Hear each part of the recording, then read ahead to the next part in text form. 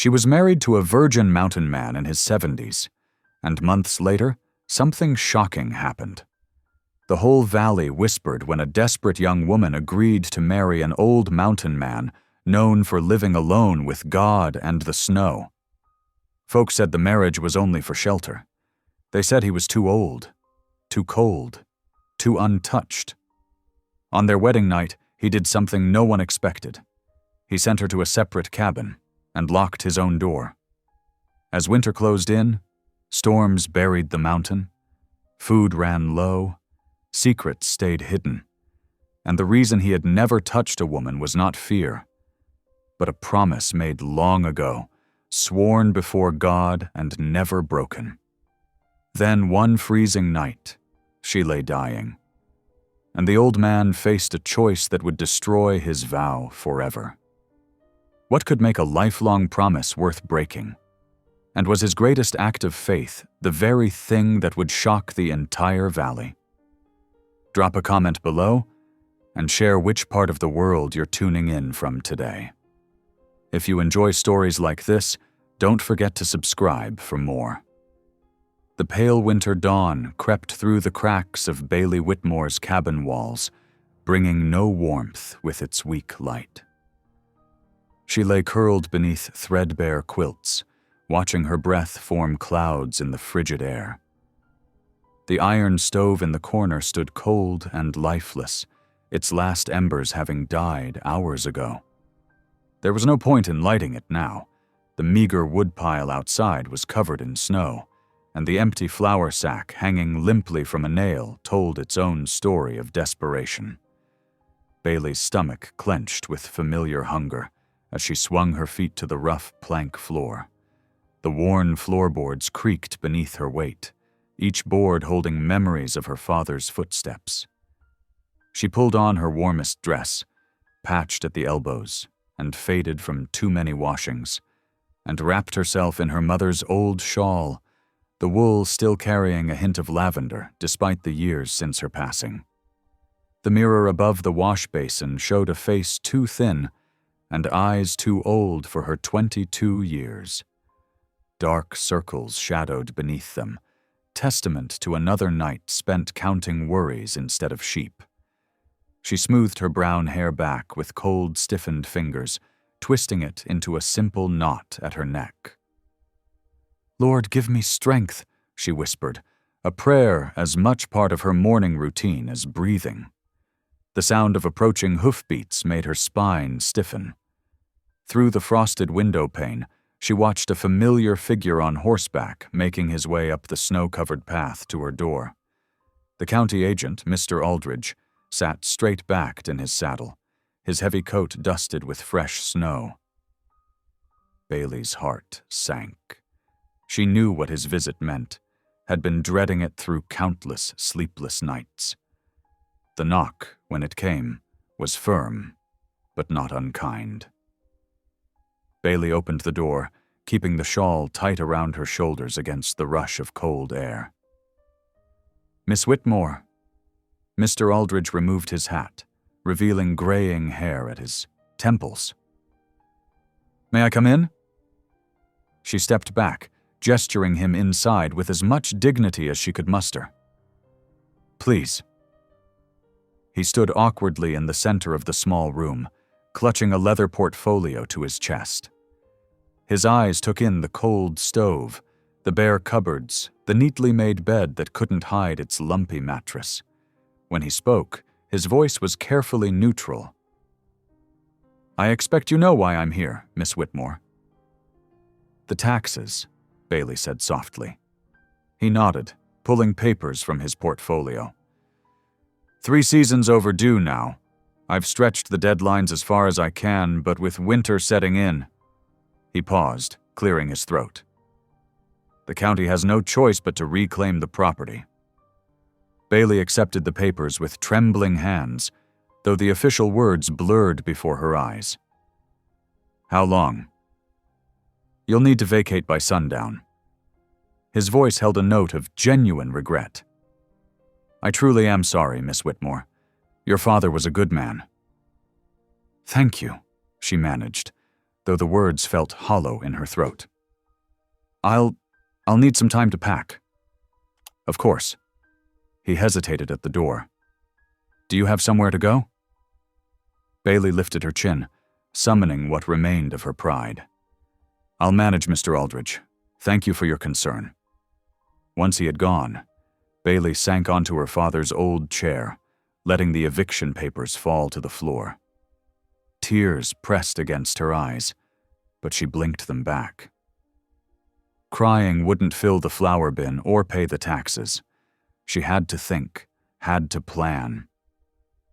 It didn't take long to gather her belongings: a few dresses, her mother's Bible, a tin of sewing supplies, and the family photographs wrapped carefully in clean cloth. Everything fit into a single flour sack, the weight of her whole life barely enough to strain her arms. The snow was falling steadily as Bailey locked the cabin door for the last time.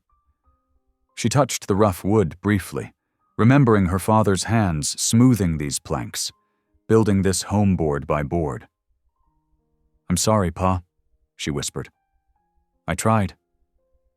The walk into town seemed longer than usual, the cold seeping through her worn boots. Main Street was quiet, most folks sensible enough to stay indoors on such a day. The general store's windows glowed with welcoming warmth, and Bailey stepped inside, grateful for the respite from the wind. Mrs. Peterson and Mrs. Miller stood near the coffee barrel, their heads close together in conversation. They fell silent when Bailey entered, but she caught fragments of their whispered words as she pretended to examine a display of preserved fruits she couldn't afford. "That mountain man, Enzo Boone, lives all alone up there. Hasn't spoken to a soul since." Bailey moved closer to the pot-bellied stove, letting its heat thaw her frozen fingers. She knew of Enzo Boone, of course. Everyone did. He was something of a legend in the valley, a former trapper who'd built himself a ranch high in the mountains, appearing in town only rarely for supplies. Some said he was touched in the head from too many winters alone. Others claimed he'd lost his sweetheart years ago and never got over it. The store's bell chimed, and Reverend Matthew Hale stepped inside, stamping snow from his boots. His kind eyes found Bailey immediately, and he made his way toward her with purpose in his stride. "Miss Whitmore," he said softly, "I'd hoped to find you here. Might we speak privately?" Bailey followed him to a quiet corner of the store, away from curious ears. The Reverend's face was grave but gentle as he spoke. "I've heard about the eviction, child. News travels fast in a small town." He paused, choosing his words carefully. "There may be a solution, if you're willing to hear it." Bailey's hands twisted in her shawl. "Any solution would be welcome right now, Reverend." "Enzo Boone came to see me yesterday," he said quietly. "He's heard of your situation, and he's made an offer." The Reverend's eyes were compassionate. "He's proposed marriage." The words hit Bailey like a physical blow. Marriage? To Enzo Boone? The mountain hermit who hadn't spoken more than 2 words together in town for 20 years? She felt the blood drain from her face. "I know it's sudden," Reverend Hale continued gently, "and unexpected. But Enzo is a good man, Bailey. He has a solid ranch, well stocked for winter. You'd never want for food or shelter. But," Bailey's voice caught, "he doesn't even know me. He knows you're Thomas Whitmore's daughter, and that's enough for him. Your father helped him once, years ago." The Reverend laid a fatherly hand on her shoulder. "Think about it, child. Pray on it. But don't wait too long. Winter's coming hard this year."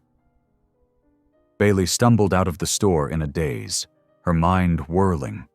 The snow had thickened, reducing the world to white shadows.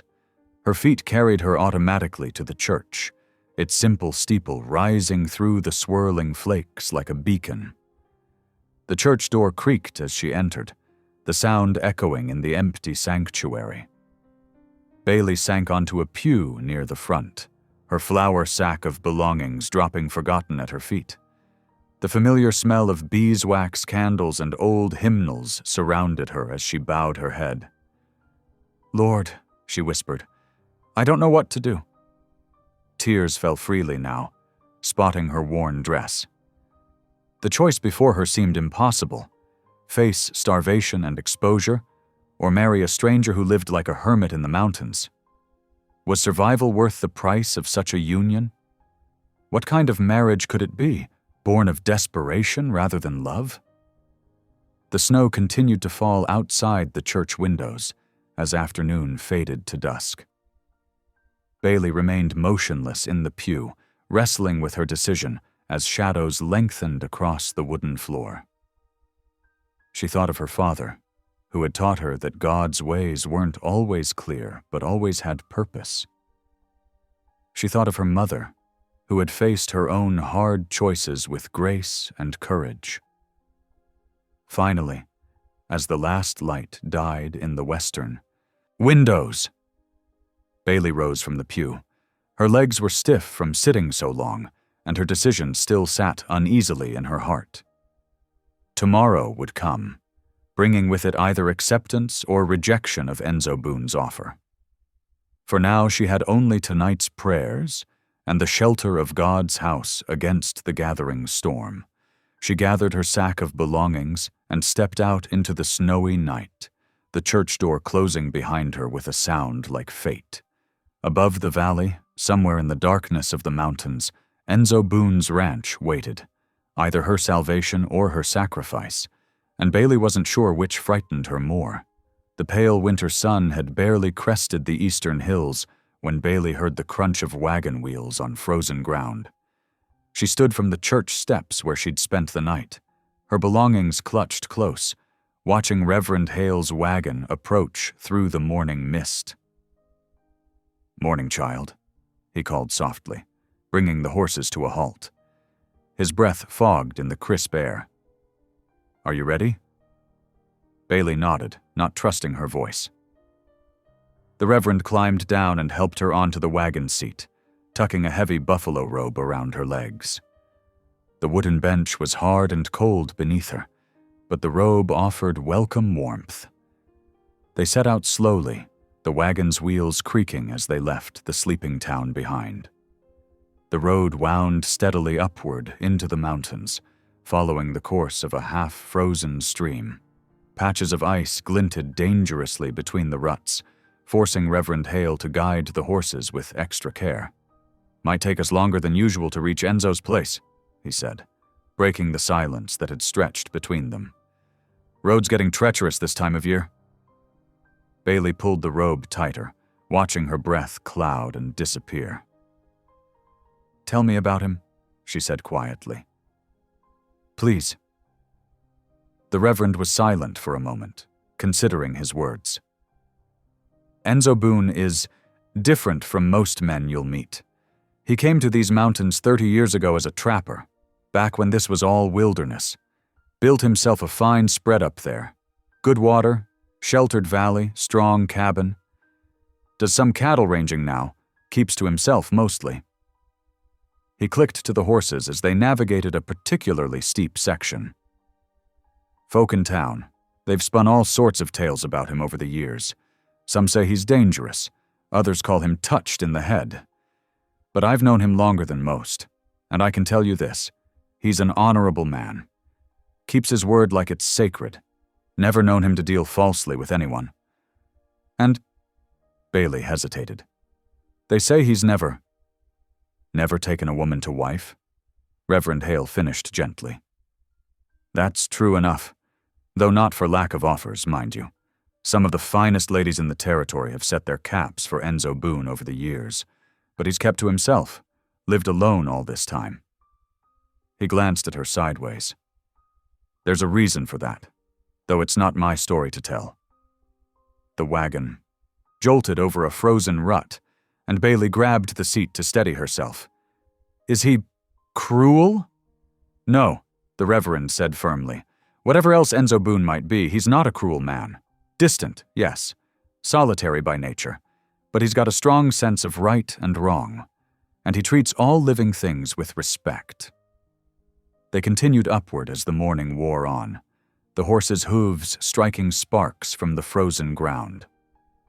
The air grew thinner, and Bailey could see her destination taking shape ahead, a high mountain valley, protected on 3 sides by towering cliffs. A thread of smoke rose from somewhere within, marking Enzo Boone's homestead. It was past noon when they finally crested the last rise.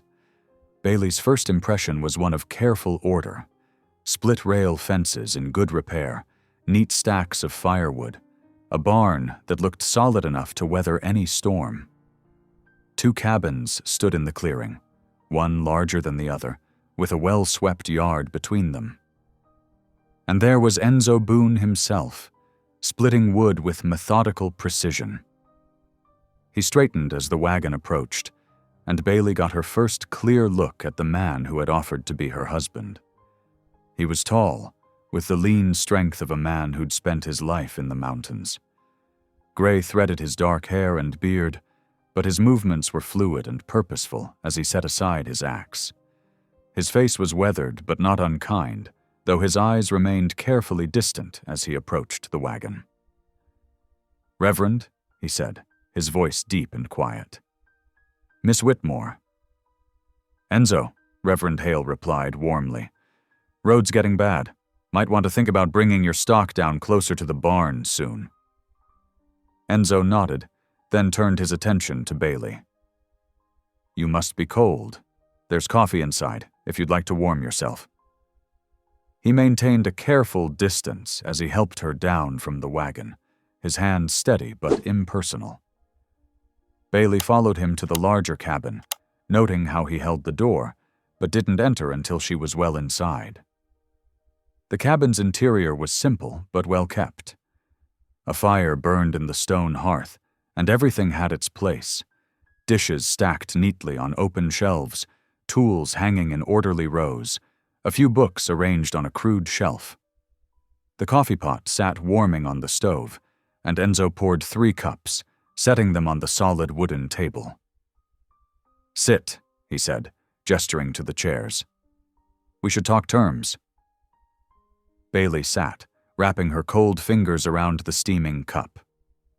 Reverend Hale took a seat between them, his presence both comforting and official. Enzo remained standing, his own coffee untouched. "I'll be plain, Miss Whitmore. What I'm offering is marriage in name and provision only. You'd have your own cabin." He gestured toward the smaller structure visible through the window. "Food, shelter, protection of my name. I've laid in good stores for winter, and there's work enough to keep you occupied if you're willing." He paused, making sure she understood. "But there are conditions. We'd live separately. I won't make any physical claims on you. Won't even enter your cabin without invitation and cause. In return, I expect the same respect for my privacy and my ways." Bailey's hands tightened around her cup. "Why?" The question slipped out before she could stop it. "Why offer marriage at all if—" "I made a promise," Enzo cut in, his voice flat. "Long before you came. That's all you need to know." Silence filled the cabin, broken only by the pop and crackle of the fire. Bailey stared into her coffee, mind whirling. It wasn't a real marriage he was offering, more like a business arrangement. Protection and provision in exchange for— what? Her presence? Her name added to his? "The choice is yours," Enzo continued quietly. "Think on it tonight. If you decide to leave, I'll have Reverend Hale take you back tomorrow, weather permitting." He glanced at the window, where snow had begun to fall again. "I'll show you to your cabin now, if you're ready." The smaller cabin was simple but sound, with its own stone fireplace and a supply of split wood already stacked beside it. A narrow cot with clean blankets occupied one corner, and a wooden chest stood ready for her few belongings. Enzo lit the fire with quick efficiency, checked the chimney's draw, then stepped back toward the door. "There's food in the root cellar beneath the floorboards," he said. "Lamp oil on the shelf. Water from the well between the cabins. If you need anything else, knock at my door." He paused, hand on the latch. "Good evening, Miss Whitmore." Then he was gone, leaving Bailey alone with her thoughts and the growing darkness. She unpacked her meager possessions, trying to imagine a life in this small space, separate but connected to the silent man in the other cabin. Through the window, she could see him returning to his woodpile, resuming his work as if nothing had changed. The afternoon faded quickly into dusk, and with it came the sound Bailey had dreaded, the distant howl of wolves in the gathering dark. The sound echoed off the valley walls, multiplying until it seemed to come from everywhere at once. She huddled closer to the fire, reality settling cold and clear in her mind. Even if she wanted to leave, she couldn't. Not tonight, not with wolves abroad and snow falling and temperatures dropping. The mountain didn't offer choices. It simply was, as implacable as Enzo Boone himself. Bailey knelt beside the narrow cot, pressing her clasped hands against her forehead. "Lord," she whispered, "I choose life. I have to choose life." She drew a shaky breath. "Even if it's not the life I dreamed of." Her whispered yes was barely audible, but it seemed to echo in the small cabin like the wolf's cry. Not an answer to love, but to survival itself. Tomorrow she would tell Enzo Boone she accepted his terms, and her life would change forever. But tonight, she had warmth, shelter, and the small comfort of knowing she'd made the only choice she could. Morning broke gray and cold over the mountain valley. Bailey stood at her cabin window, watching fresh snow dust the yard between the two buildings. She had barely slept, her mind turning over and over the choice she'd made. Now, as pale light crept across the frozen ground, she gathered her few belongings and prepared to face what lay ahead. Enzo was already outside, checking the horses hitched to Reverend Hale's wagon. He acknowledged her approach with a slight nod, then helped her climb onto the wooden seat. The Reverend emerged from the main cabin carrying a steaming cup of coffee, which he handed up to Bailey with a gentle smile. "Drink up, child. It's going to be a cold ride down." The descent proved even more treacherous than their climb the day before. Snow had settled into the wheel ruts, hiding patches of ice beneath its innocent white surface. Reverend Hale handled the reins with careful attention, while Enzo rode alongside on his own horse, scanning the trail ahead for dangers. Bailey clutched her cup, grateful for its warmth. The coffee's bitter heat helped ground her in the moment, keeping her from dwelling too much on what awaited in town.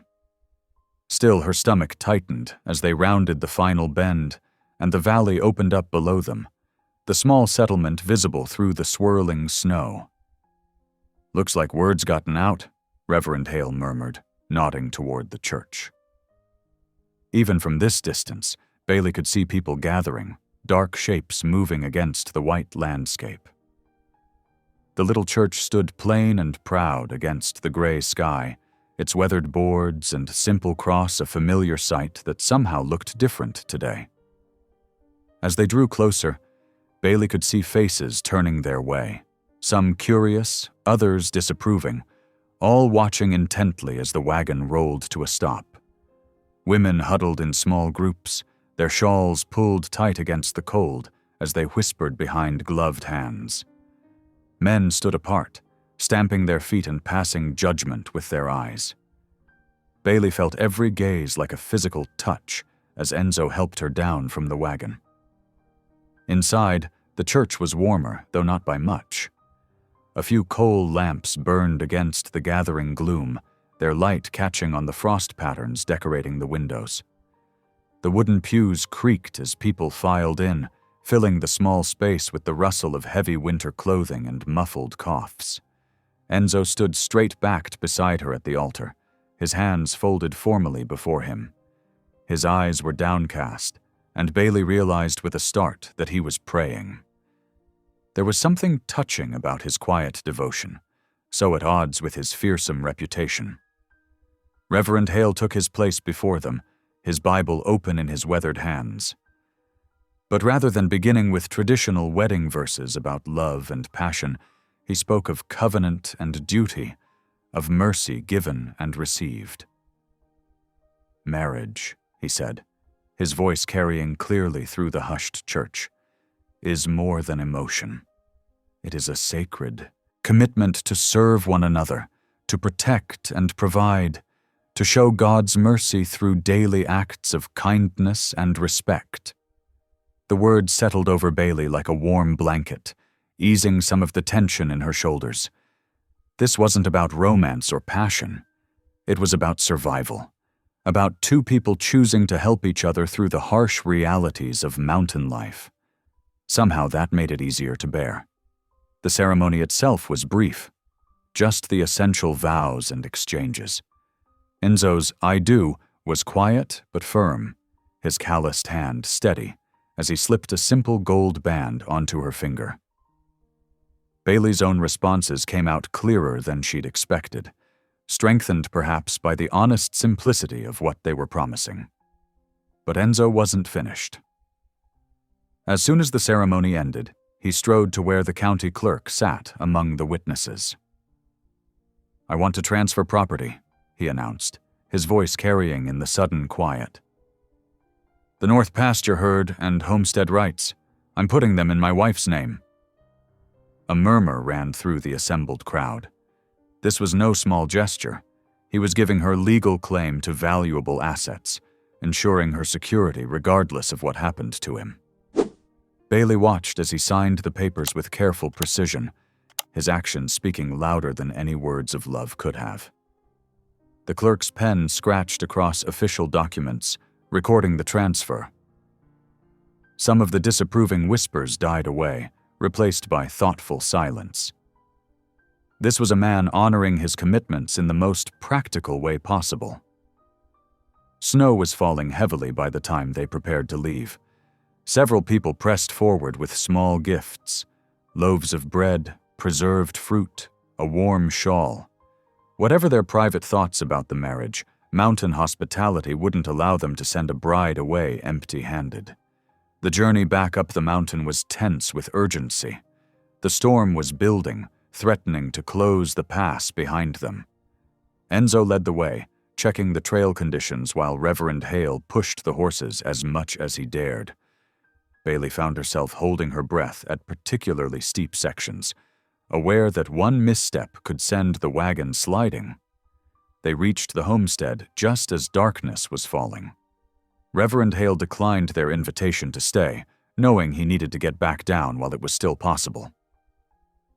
"God bless you both," he said simply, then turned his team around and disappeared into the swirling snow. Inside the main cabin, Bailey found herself suddenly uncertain. This was her first time entering as Enzo's wife, rather than his guest. But he moved with the same careful courtesy as before, maintaining his distance as he built up the fire and began preparing their supper. The meal was simple but filling: beans, salt pork, and fresh bread that Bailey suspected one of the church ladies had slipped into the wagon. They ate in comfortable silence, the storm's growing fury making the cabin's warmth feel all the more precious. When the dishes were done, Enzo lit a lantern. "I'll walk you to your cabin," he said quietly. They crossed the snowy yard, their feet leaving parallel tracks in the fresh powder. At her door, he paused. "I meant what I said yesterday," he stated calmly, his breath frosting in the cold air. "I will never cross this threshold without your permission. This is your space, secured by my word and God's witness." Bailey looked up at him, really studying his face in the lantern light. The years had carved deep lines around his eyes and mouth, but there was a peace in his expression, a certainty about his chosen path. The rumors she'd heard in town came back to her, 72 years old and never touched by a woman. Looking at him now, she could believe it. There was something almost monastic about his bearing, as if he'd made his peace with solitude long ago. "Thank you," she said softly, meaning it. "For everything today, the ceremony, the property transfer?" He shook his head slightly. "It was right to do. Sleep well, Mrs. Boone." The use of her new name startled her, but before she could respond, he'd turned away, taking the lantern with him. Bailey watched until his tall figure disappeared into his own cabin, then stepped inside her small domain. Alone in the darkness, she lit her own lamp and looked around the simple space that was now legally hers. The property transfer had changed things, giving her real security rather than just protection. She was a landowner now, with rights and responsibilities of her own. Relief washed over her, relief that the public ceremony was over, that she had a safe place to sleep, that her new husband seemed determined to honor his promises. But mixed with that relief was a confused tangle of other emotions. The day's events felt almost dreamlike, yet the gold band on her finger was solid and real. The loneliness hit her suddenly, unexpectedly sharp. Not a physical longing. She'd been prepared for a marriage without that, but a deeper ache for connection, for someone to share her thoughts with. Through the walls, she could hear Enzo moving about his cabin, so close and yet separated by more than just weather-worn boards. Bailey sat on her narrow bed, unwinding her hair from its tight wedding arrangement. Outside, the storm howled around the cabin's corners, but inside she was warm, dry, and safe. It would have to be enough. She had chosen life, after all, and this was what life looked like: practical arrangements and careful boundaries, respect offered and received, two separate souls sharing a mountain, but not a heart. She blew out the lamp and lay down, pulling the quilts up against the cold. Tomorrow would bring new adjustments, new routines to learn. But for tonight, she let herself feel everything: the relief, the confusion, the loneliness, the quiet gratitude, until sleep finally claimed her, deep and dreamless. Dawn crept over the mountain with hesitant fingers of light, barely visible through the thick blanket of clouds. Bailey woke to unfamiliar sounds: the crunch of boots in snow, the soft thud of wood being stacked, the distant low of cattle. For a moment she lay still in her narrow bed, remembering where she was and who she had become. Mrs. Boone. The name still felt foreign on her tongue. A quiet scraping at her door drew her attention. When she opened it, she found a covered basket waiting on the step, but Enzo was already disappearing around the corner of the main cabin. Inside the basket, she discovered fresh bread still warm from the oven, a jar of preserved peaches, and a small crock of butter. The thoughtfulness of it caught her by surprise. He'd been up long before dawn to ensure she'd have a proper breakfast. Bailey dressed quickly, the chill air motivating swift movements. Her wedding dress hung like a stranger's garment on its peg. Instead, she donned her familiar work dress and sturdy boots, determined to learn the rhythms of her new home. The homestead revealed itself slowly as she explored in the early morning light. Everything spoke of careful maintenance: split rails stacked precisely, tools cleaned and stored properly, paths swept clear despite the constant snow. Even the woodpile showed meticulous attention, logs split to exactly the right size for either the cooking stove or the heating stove.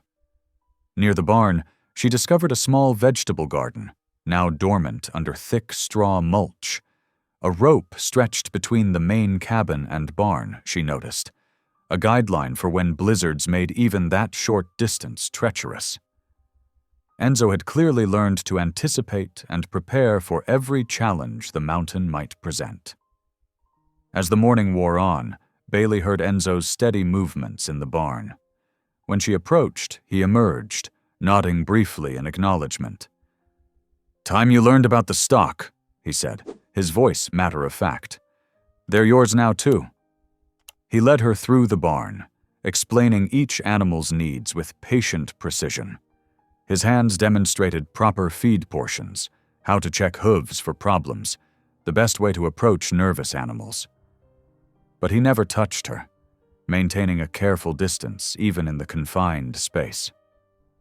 "The brown mare, she's gentle enough for you to ride," he noted, indicating a stocky horse with kind eyes. "But don't take her out alone until spring. Mountain weather's too treacherous for solo riding in winter." Bailey nodded, absorbing everything. Though Enzo spoke little, his instructions were clear and thorough. She noticed how the animals responded to him, not with fear, but with quiet trust. Even the typically skittish sheep came readily at his approach. By midday, the clouds had thickened ominously. Enzo studied the sky with concern, his expression darkening.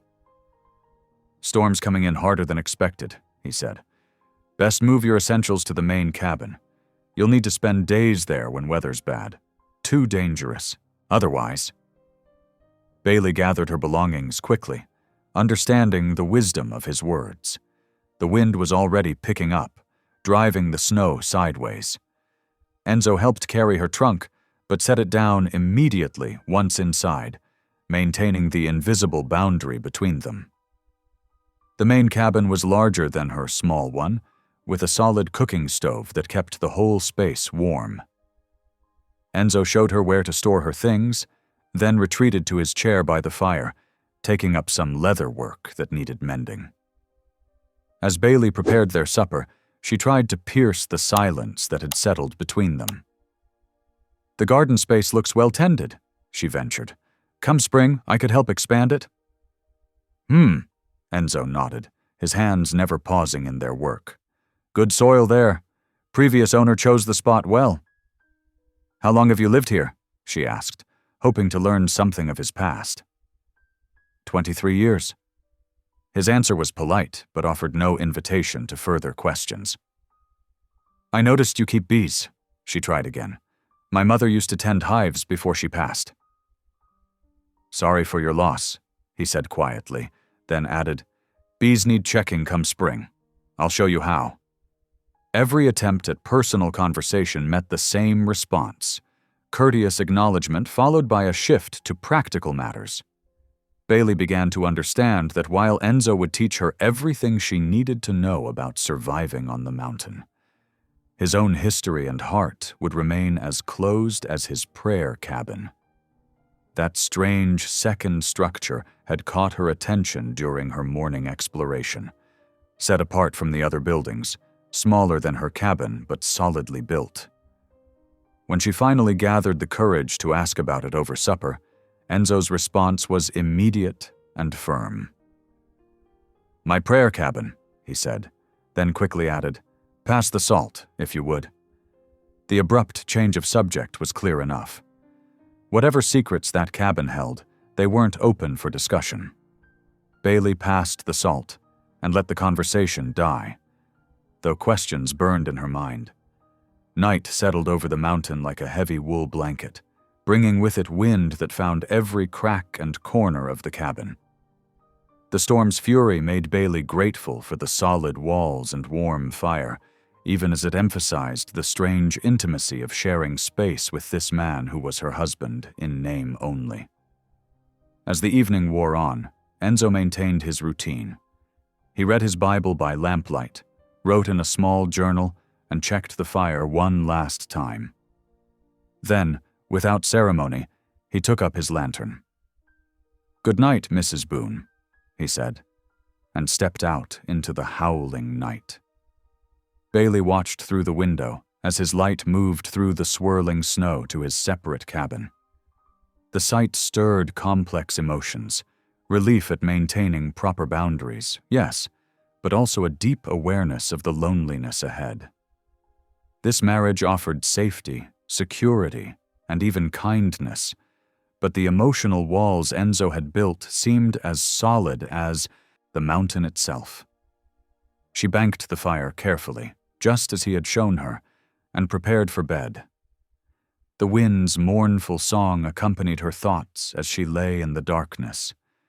Her new life was taking shape, a life of careful distances, unspoken histories, and parallel solitudes. Safe, yes, but far from simple. Tomorrow would bring new lessons, new routines to master. But tonight, Bailey let herself feel the full weight of her choice, the security of having a home, the comfort of enough food, the relief of protection, all balanced against the lonely echo of separate cabins and guarded hearts. Sleep came slowly, accompanied by the storm's lullaby and the knowledge that while she had gained a husband, his heart remained bound by a vow she might never understand. The mountain dawn arrived with piercing clarity, sunlight glinting off fresh snow that had fallen during the night. Bailey woke to find another basket waiting at her door, this time containing eggs, still warm from the henhouse, and a small jar of honey. She was beginning to understand Enzo's wordless language of provision. Inside the main cabin's kitchen, she worked to master the temperamental cooking stove. The cast iron responded differently to mountain altitude, she discovered, requiring adjustments to familiar recipes. Still, by mid-morning, she had managed a respectable batch of biscuits. The achievement felt significant, a small step toward belonging in this new life. Through the window, she watched Enzo moving methodically through his morning tasks. His efficiency spoke of decades of routine, each movement purposeful and practiced. When he returned for the noon meal, he nodded appreciatively at the fresh biscuits, but maintained his usual quiet. Bailey was learning to read the subtle shifts in his expression, the slight softening around his eyes that meant approval, the quick glance that acknowledged her efforts. The afternoon found her at the mending, working by the main cabin's window where the light was best. Enzo's clothes showed signs of careful repair already, but some items needed attention. As she stitched, she noticed how the fabric had been patched previously. Neat, even stitches that spoke of patience rather than hurry. Everything about Enzo reflected this same careful attention to detail. The second day dawned colder, with heavy clouds building over the peaks. Bailey rose early, determined to match Enzo's industrious rhythm. She had just finished feeding the chickens when she saw him emerging from the barn, arms full of firewood. Without words, they fell into a natural pattern, he splitting more logs while she stacked them along the cabin wall, each understanding their role in preparing for the deepening winter. By afternoon, snow was falling again, thick flakes that muffled all sound. Bailey found herself watching the weather with new awareness, learning to read the signs that Enzo responded to instinctively. The wind had shifted, carrying moisture from the west, and the temperature was dropping steadily. That evening, as Bailey kneaded dough for the next day's bread, hoofbeats broke the silence. Through the frosted window, she saw a rider approaching, the first visitor since their marriage. Enzo met the man at the gate, their breath clouding in the cold air as they spoke in low voices. The news the neighbor brought was grim. The mountain pass had collapsed under the weight of recent snow, sending an avalanche of rock and ice across the only direct route to town. It would be weeks, perhaps months, before anyone could safely make the journey down to the valley. Bailey felt the weight of this information settle over the homestead. They were truly alone now, cut off from the world below until spring decided to release its grip on the mountain. She watched Enzo thank the neighbor and send him off with a package of dried meat for his trouble, always providing, even in scarcity. That night, the temperature plummeted further. Bailey added extra logs to her stove before retiring, grateful for Enzo's insistence on stockpiling wood. Through the shared wall of the main cabin, she could hear him moving about, his footsteps familiar now after just a few days. Then she heard something else, coughing, harsh and deep, that spoke of chest congestion. The sound continued intermittently through the night, each bout seemingly worse than the last. Bailey lay awake, listening with growing concern. Several times she nearly rose to check on him, but something held her back: respect for his privacy, understanding of his boundaries, recognition of his dignity. When morning came, Bailey found a small package outside her door, carefully wrapped in oilcloth. Inside was a collection of dried herbs and honey, natural medicines for the winter ailments she might face. Even while fighting his own illness, Enzo had thought to provide for her potential needs. The realization struck her with unexpected force. What she had initially interpreted as emotional distance was something else entirely, a carefully maintained restraint born of respect and consideration. Every action, from the separate cabins to the quiet meals to the daily supplies left at her door, was an expression of protection rather than rejection. She watched through her window as Enzo moved more slowly than usual through his morning tasks, occasionally stopping to brace himself against another coughing spell. His self-imposed isolation wasn't cold-heartedness. It was discipline. He had made a vow, and he was keeping it with the same careful attention he gave to every other aspect of his life. Bailey found herself touched by this understanding. The marriage might lack traditional warmth, but it held something equally valuable: absolute reliability, unwavering respect, and a form of care that asked nothing in return. In the harsh reality of mountain life, these qualities took on new significance. The day progressed with its usual, quiet industry. Bailey baked extra bread, adding honey for its soothing properties. She left a loaf outside Enzo's door while he was in the barn, her own small gesture of care within their established boundaries. When she checked later, the loaf was gone, replaced by a carefully written note thanking her for her thoughtfulness. The isolation that had seemed so daunting just days ago began to feel different. Here on the mountain, cut off from the world below, she was safer than she'd been in years. The routine of their days, the predictability of Enzo's respect, the constant evidence of his careful provision, all of it created a foundation of security she hadn't known she was missing. That evening, as snow continued to fall and the wind sang through the pine trees, Bailey sat by her fire and reflected on the strange turn her life had taken. She thought of the town below, of the whispers and judgments that had accompanied their marriage. None of those people could understand what she was beginning to see: that there were different kinds of love, different ways of showing care. Enzo's cough sounded again through the wall, reminding her of his humanity despite his strength. She picked up her knitting, the click of needles a comfortable accompaniment to the night sounds of the mountain. Tomorrow would bring its own tasks and challenges, but she was no longer afraid of the solitude. In this careful dance of separate lives bound by mutual respect, she had found an unexpected peace. The mountain winter stretched ahead, long months of isolation and shared silence.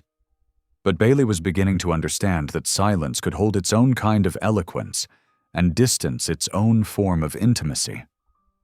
In Enzo's disciplined care, she had found something she hadn't known to look for: not the passionate love of youth, but the steady protection of a man who honored his words with every breath, even when those words cost him dearly. The mountain days settled into a steady rhythm as January deepened. Bailey marked time by the changing light, the pattern of storms, and the endless cycle of necessary tasks that kept them alive in the harsh climate. Each morning brought its own specific duties: feeding animals before the sun touched the peaks, hauling water from the spring before ice could form in the buckets, keeping fires burning against the relentless cold. Monday arrived with fresh snow. Bailey woke to find Enzo had already cleared paths to the barn and spring, his boot prints marking the way through deepening drifts.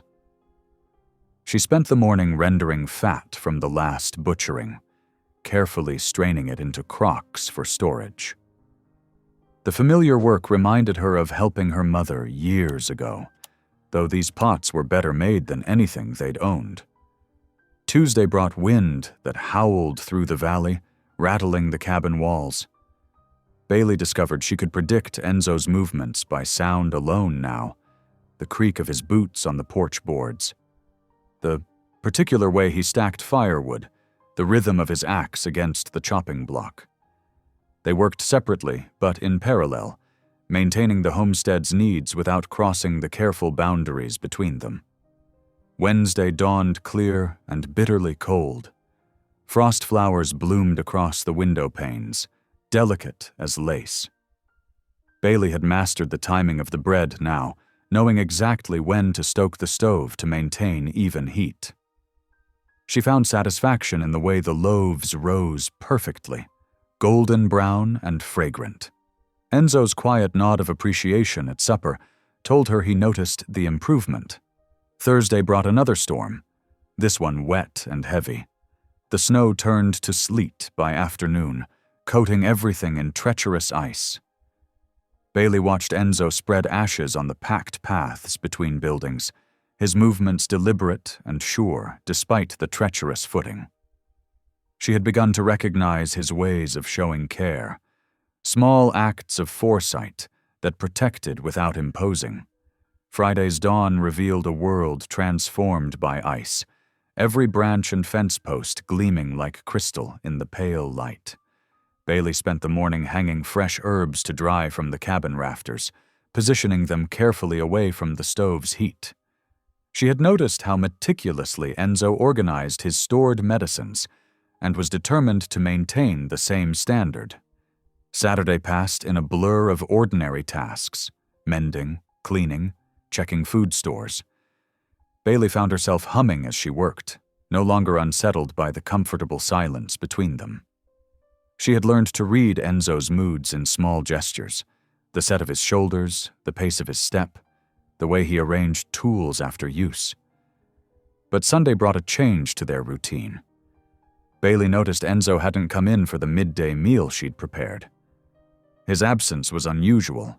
He was unfailingly punctual, treating shared meals as a form of courtesy, even when conversation was sparse. When he finally appeared in late afternoon, his face seemed drawn, his movements slower than usual. Bailey watched him through the window as he carried water to the stock. Something in his manner worried her. When he came in for supper, she saw he barely touched his food, though she'd made the cornbread the way she'd learned he preferred it. "Are you unwell?" she asked carefully, breaking their usual mealtime quiet. Enzo looked up, seeming almost startled by the question. "No," he said softly. "I'm fasting." The word hung between them. Bailey waited, sensing there was more he might say if given space. "It's my custom," he added finally, "at certain times." His eyes met hers briefly, then returned to studying his untouched plate. "I apologize if it causes concern." Bailey understood he was offering what explanation he could. "No need to apologize," she said. "I just wanted to be sure you weren't sick."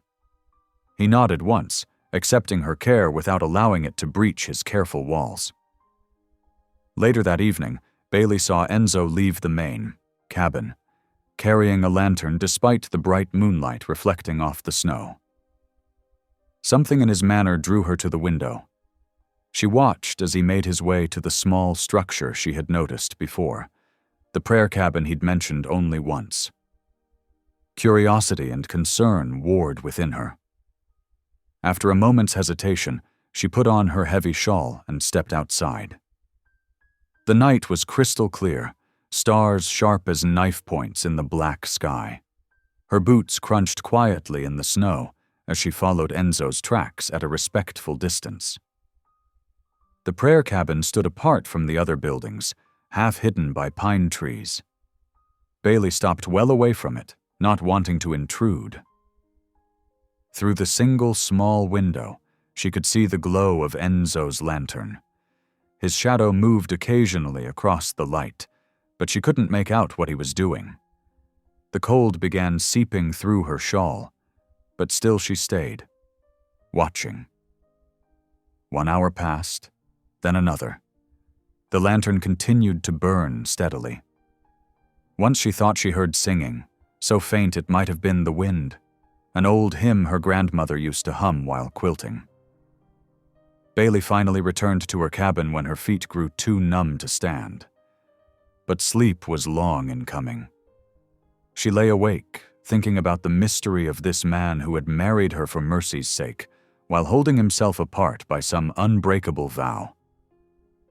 What burden of faith or grief required such regular penance? What promise could demand such absolute denial of human comfort?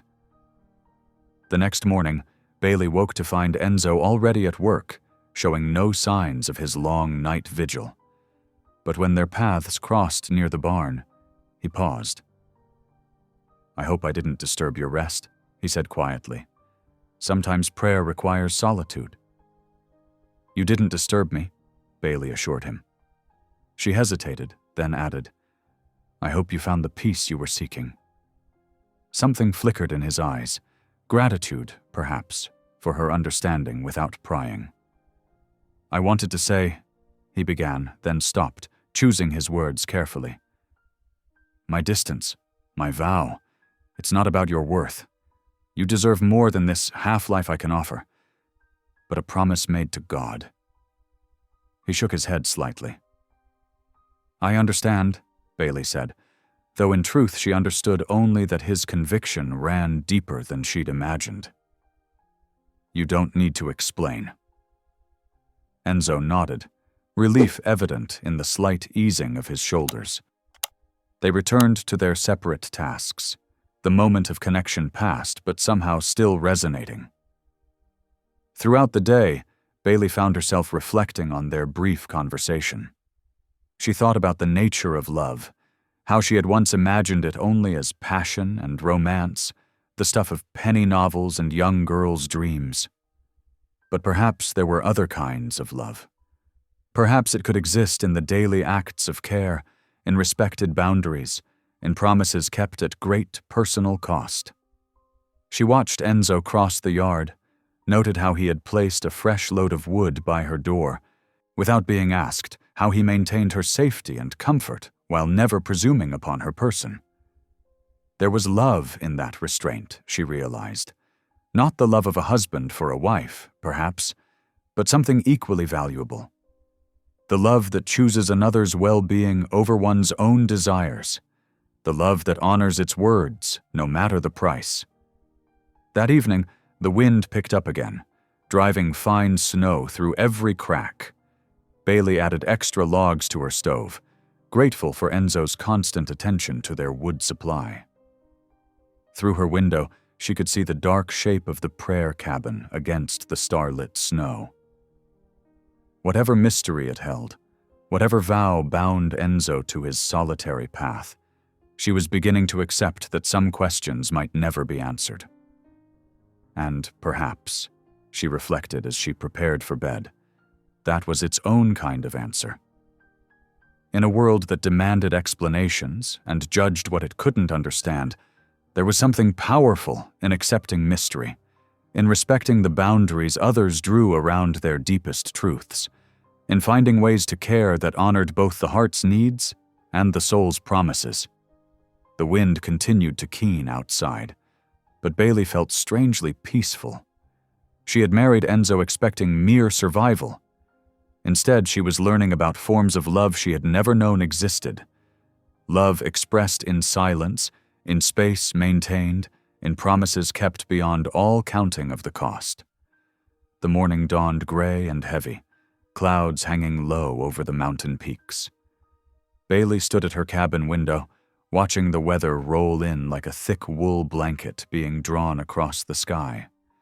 The air felt dense, charged with the promise of snow, and the wind had that peculiar hollow sound that always preceded a major storm. She had just finished gathering eggs from the henhouse when the first flakes began to fall.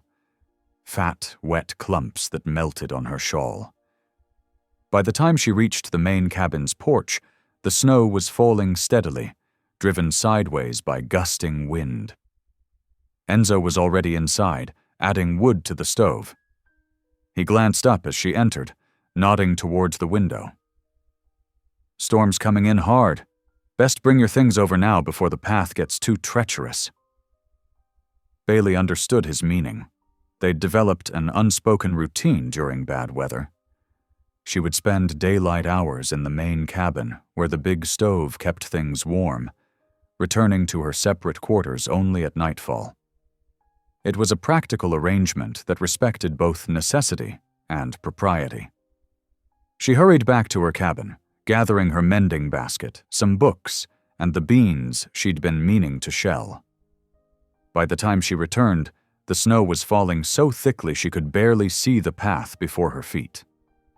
Inside, Enzo had cleared space at the big table near the stove. Without discussion, they settled into their usual spots. Bailey by the window, Enzo across from her. The familiar sounds of domestic work filled the space between them. The crack of bean pods splitting, the soft patter of dried beans hitting the wooden bowl, the whisper of needle and thread through leather as Enzo worked on repairing a worn bridle. The storm intensified outside, but inside was warm and dry. Bailey found herself relaxing into the peaceful rhythm of their shared task. The silence between them felt comfortable now, not strained as it had in those first days. After a while, Enzo spoke, his voice quiet but clear above the wind's moan. "Land's different up here than down in the valley," he said, eyes still on his work. "Harder in some ways. More honest, maybe." Bailey's hand stilled on the beans, surprised by this voluntary offering of conversation. She waited, hoping he would continue. "Took me years to learn its ways," he went on, testing the strength of a newly mended strap. "How to read the weather in the way smoke rises from the chimney, which springs run deep enough to last through August, where the elk bed down before a storm." He paused, running weathered fingers along the leather. "Land teaches you patience if you're willing to learn." "How long have you been up here?" Bailey asked softly, not wanting to break whatever spell had loosened his tongue. 27 years. He set aside the finished bridle and reached for another piece of tack needing repair. "Came up first as a trapper, back when the valley was mostly empty. Stayed because..." He trailed off, then finished simply. "Stayed because the silence suited me." Bailey nodded, understanding more than he said. The mountain had its own kind of peace, harsh sometimes, but clean and clear as spring water. "Must have been lonely," she ventured carefully. Enzo's hands stilled for a moment.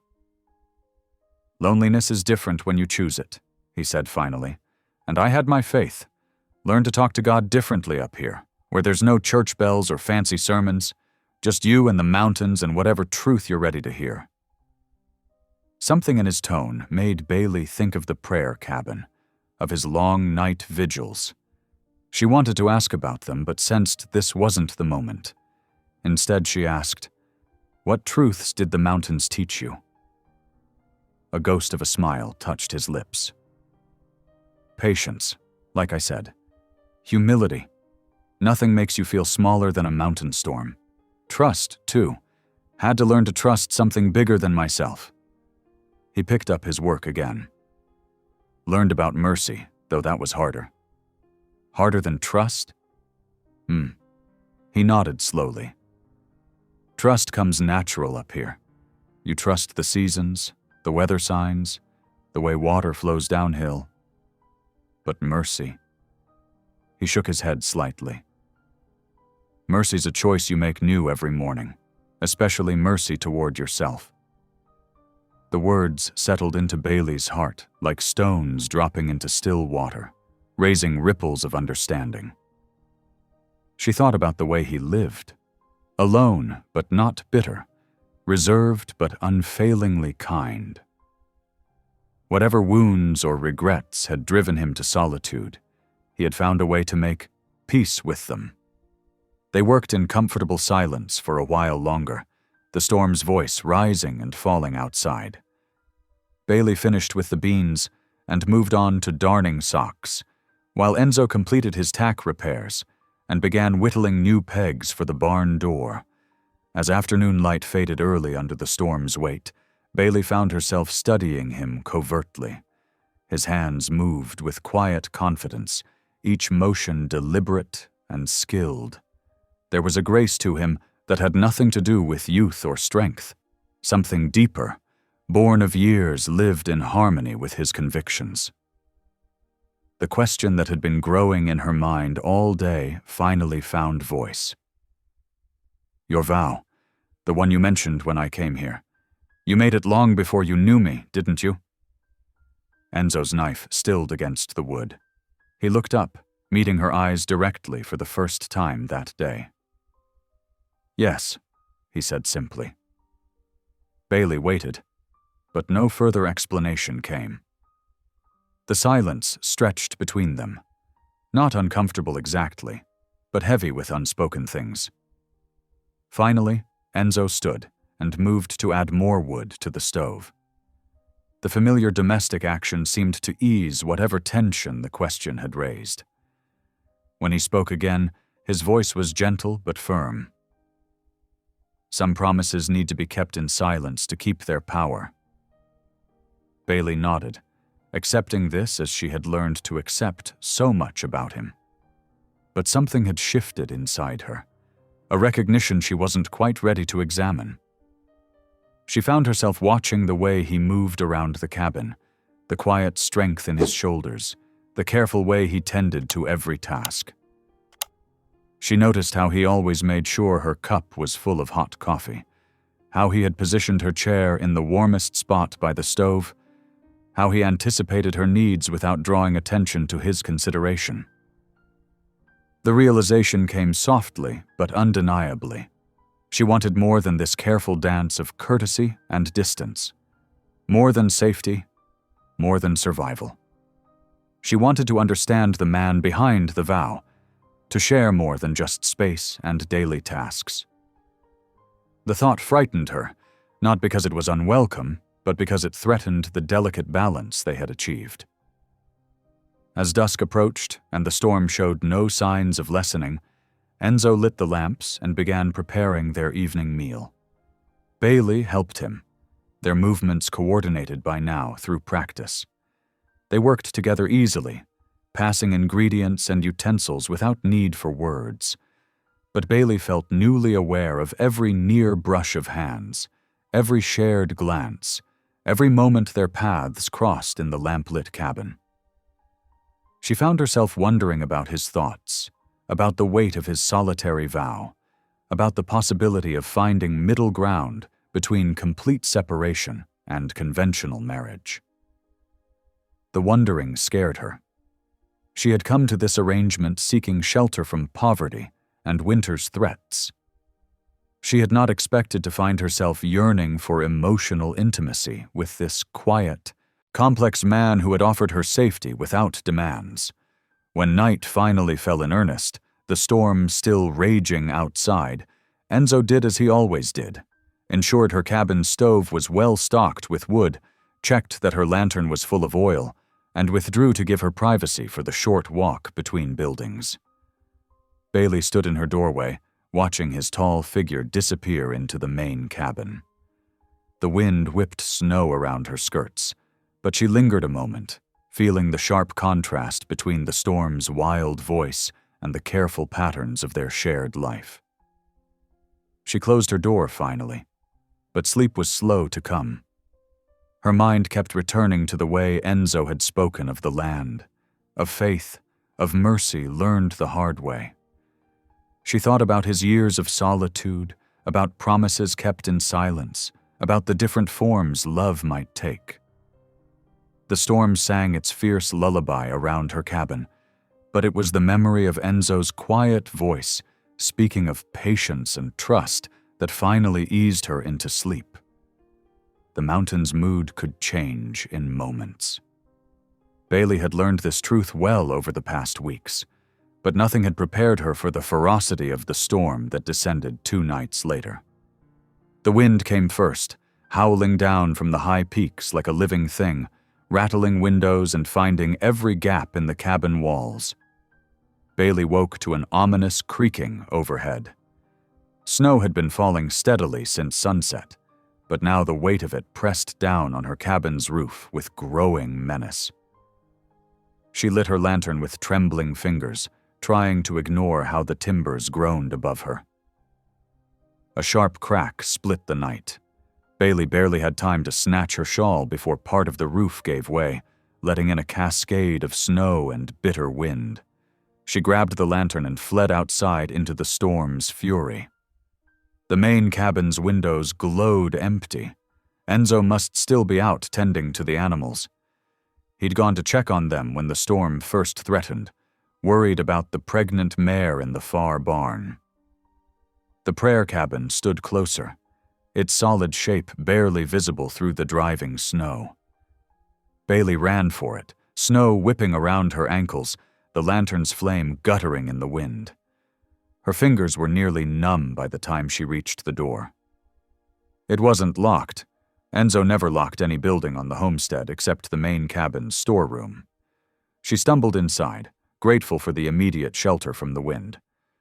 The prayer cabin was simple: a single room with a small pot-bellied stove, a narrow cot, and rough-hewn shelves holding books and what looked like letters.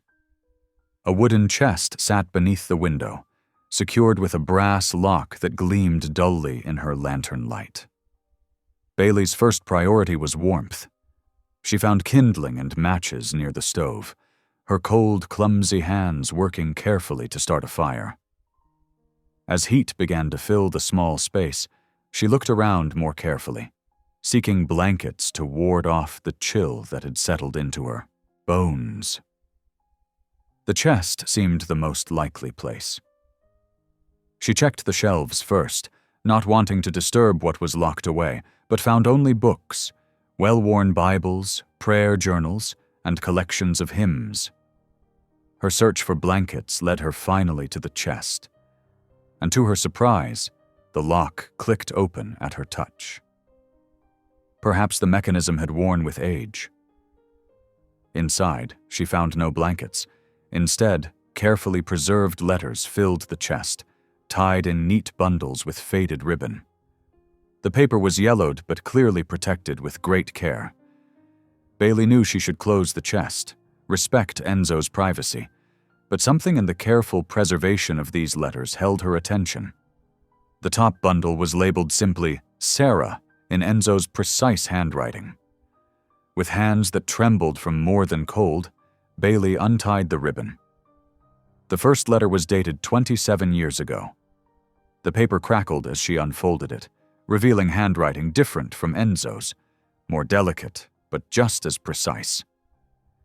"My dearest Enzo," it began, "spring has finally reached the valley, and with it thoughts of our future together. Father has given his blessing for a June wedding, though Mother insists we wait until after harvest. I care little for the timing, so long as I become your wife." Bailey's breath caught. She knew she should stop reading, but the words drew her in. Letter after letter told the story of a young love, full of hope and simple joy. Sarah wrote of garden plans, of quilts being stitched, of a future built on shared faith and dreams. Enzo's replies spoke of building their cabin, of land cleared for planting, of a life waiting to begin. His voice in these letters was different, younger, more open, filled with certainty about the path ahead. The last letter from Sarah was dated 3 days before their planned wedding. "All is ready," she wrote. "Mother finished the last stitches on my dress today. 3 more days, my love, and we begin our life together. I can hardly wait."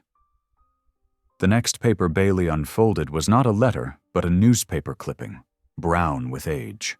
Her eyes caught phrases that made her heart ache. "Tragic accident. Wagon overturned, killed instantly. Sarah had been returning from a final trip to town for wedding supplies when a spooked horse had taken her wagon over an embankment. The final document was written in Enzo's hand, dated 1 week after the accident. It was addressed not to Sarah but to God. "Lord," it began, "I make this vow before you, witnessed by these mountains and my own broken heart. The love you blessed me with through Sarah was more than I deserved. I will not seek another. Let my life be given to you alone, in solitude and service. This I swear." The sound of the door opening made Bailey look up, tears blurring her vision. Enzo stood in the doorway, snow dusting his shoulders. His eyes went to the open chest, the letters in her hands. For a long moment neither spoke. Then Enzo closed the door behind him, shutting out the storm's voice. He moved slowly to the cot and sat down. His shoulders bowed, not with anger, but with the weight of memory. "I'm sorry," Bailey whispered. "I was looking for blankets, and the lock was open, and I—" She stopped, knowing no explanation could justify her intrusion into such private grief. "No need to apologize," Enzo said quietly. His voice held no reproach, only a deep weariness. "Perhaps it's time you knew." "She was beautiful," Bailey said softly, looking again at the careful handwriting that spoke of such hope and joy. "Yes." Enzo's hands clasped together, thumb rubbing absently at his empty ring finger. She saw beauty everywhere, in wildflowers, in sunrise over the mountains, in the promise of each new day. She made me see it too. "And after you lost her?" "After, I couldn't see beauty anywhere. Couldn't bear to think of sharing life with anyone else." He looked up, meeting Bailey's eyes directly. "The vow wasn't about worthiness, yours or anyone's. It was about a young man's grief, thinking he could bargain with God through sacrifice." "But you kept it, all these years?" "A promise is a promise," he said simply. "Even one made in pain. Maybe especially those." Bailey looked down at the letters in her hands, seeing them now not just as a record of lost love, but as the foundation of the man Enzo had become. His solitude, his careful kindness, his deep faith, all had grown from this soil of grief and commitment. Tears fell freely now, dropping onto the aged paper. Bailey carefully refolded the letters, wrapping them again in their faded ribbon. "Thank you," she said, though she wasn't sure if she was thanking him for sharing this truth or for all the quiet ways he had cared for her while honoring his vow. "Sarah would have liked you," Enzo said unexpectedly. "She believed in practical kindness, in doing what needs doing without fuss, like you." The comparison startled a laugh through Bailey's tears. "I'm not sure I deserve that. You've faced hard choices with courage. That deserves respect." Enzo stood slowly, moving to add wood to the stove. "The storm's too fierce to risk moving tonight. You'll need to stay here until morning." Bailey nodded, knowing he would return to the main cabin despite the weather. His next words surprised her. "I'll take the main cabin's porch. Close enough if you need help, far enough to keep my word." He paused at the door. "There are blankets in the trunk beneath the cot. Sarah made them before. They should keep you warm." Before Bailey could respond, he was gone, leaving her alone with the letters, the warmth of the stove, and a deeper understanding of the man who had offered her safety without romance, security without demands. She found the trunk he'd mentioned and drew out quilts that still held beauty despite their age. Wrapping herself in their comfort, Bailey listened to the storm's fury and thought about love, the kind that burned bright and brief like Sarah's, and the kind that endured in quiet service like Enzo's. Her tears had dried, replaced by something deeper than grief or pity.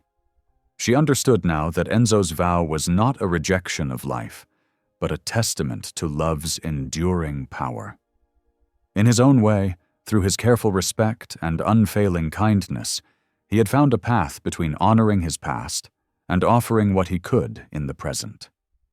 The storm raged on outside, but in the prayer cabin, surrounded by the evidence of both loss and faithfulness, Bailey felt strangely at peace. She had come to this marriage seeking only survival. Now, holding the truth of Enzo's past in her hands, she began to understand that there were many ways to love, and not all of them needed passion's fire to warm the heart. Morning came softly to the mountain, the storm's fury spent at last. Bailey woke in the prayer cabin wrapped in Sarah's quilts, her mind still full of last night's revelations. Through the small window, she watched the sunrise paint the snow-covered peaks in shades of rose and gold. The crunch of boots on fresh snow announced Enzo's approach. He knocked once, waiting for her invitation before entering with a steaming cup of coffee and a plate of biscuits. "Storm's past," he said, setting the breakfast on the small table. "We can repair your cabin roof today." Bailey accepted the coffee gratefully, wrapping her cold fingers around the warm tin cup. "Thank you."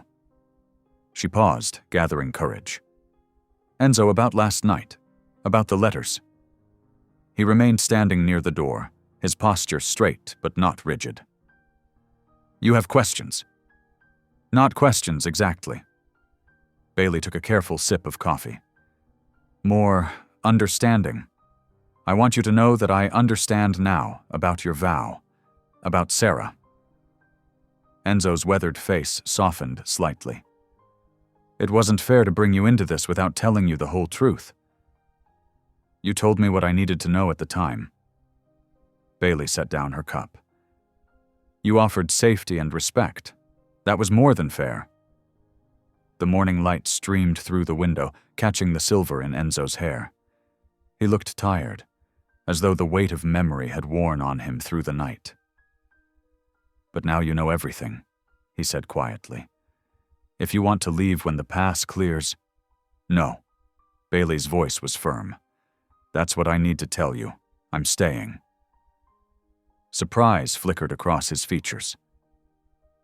"Even knowing there can never be more than this? No children, no—" He trailed off, unable to speak of intimacy. Bailey stood, moving closer but still maintaining the careful distance they had established.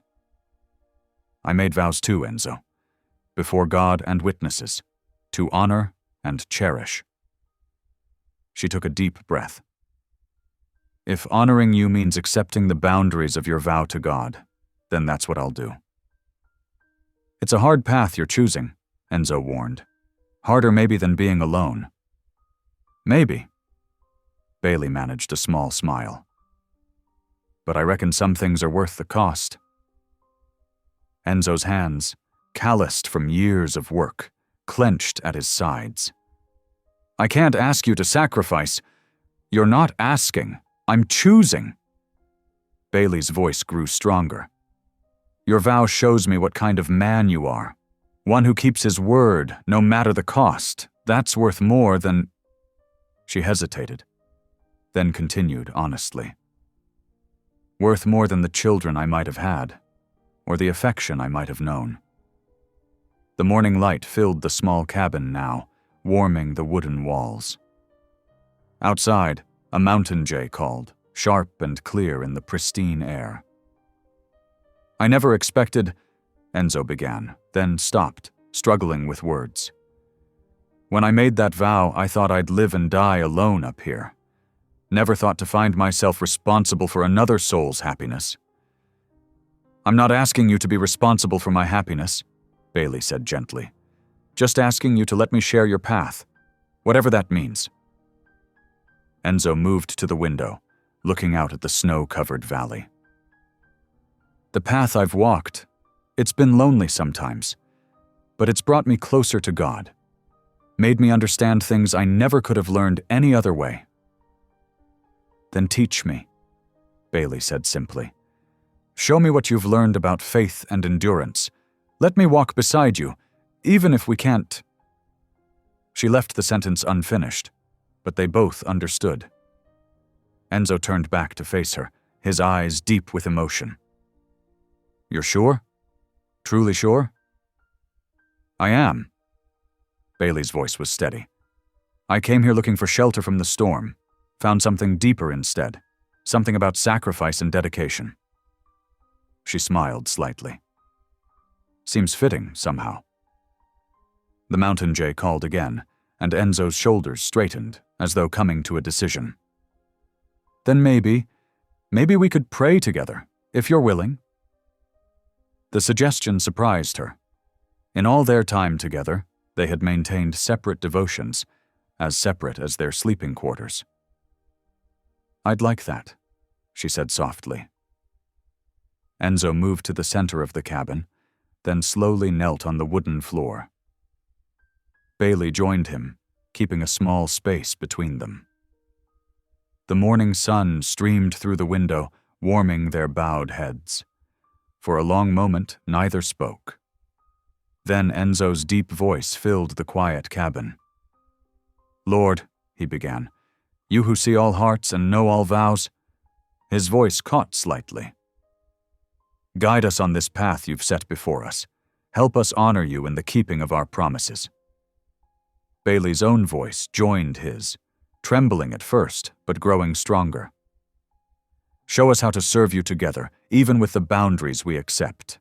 Let our marriage glorify you, even if it's different from what others might expect. Thank you, Enzo continued, for sending companionship in my old age, for bringing understanding where there might have been bitterness. Thank you, Bailey echoed, for showing me that love can take many forms, that sacrifice can be its own kind of blessing. They fell silent then, letting the morning peace settle around them. The fire crackled softly in the stove, and somewhere in the distance, a hawk screamed its morning greeting to the sun. When they finally rose, something had shifted between them. Not the physical boundaries. Those would remain firm as Enzo's vow. But a spiritual unity had begun, born of shared understanding and shared purpose. We should check your cabin roof, Enzo said practically, though his voice was gentler than usual. Storm's done its damage, but nothing we can't repair. Bailey nodded, gathering Sarah's quilts to fold them carefully. I'll help. I need to learn these things if I'm to be a true partner here. Partner, Enzo repeated thoughtfully. Yes, I reckon that's right. Different from what I expected, but right all the same. They stepped out into the brilliant morning together. The storm had left everything transformed. Trees bowed with snow, familiar shapes made new with white. The air was sharp and clean, holding the promise of a fresh beginning.